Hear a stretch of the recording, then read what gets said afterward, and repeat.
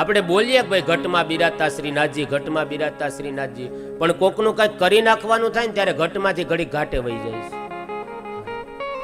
ત્યારે મગજમાં નથી રહેતું કે ભાઈ બધાયના ઘટમાં ભગવાન છે, આપણે એને છેતરાય નહીં.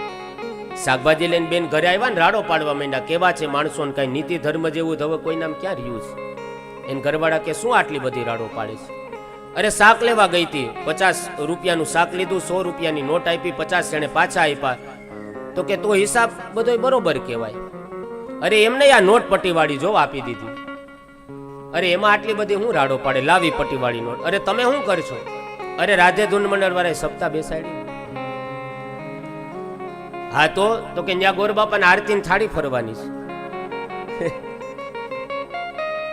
અને મૂકીને એવા આમ હરખાઈને હાશ ગયું.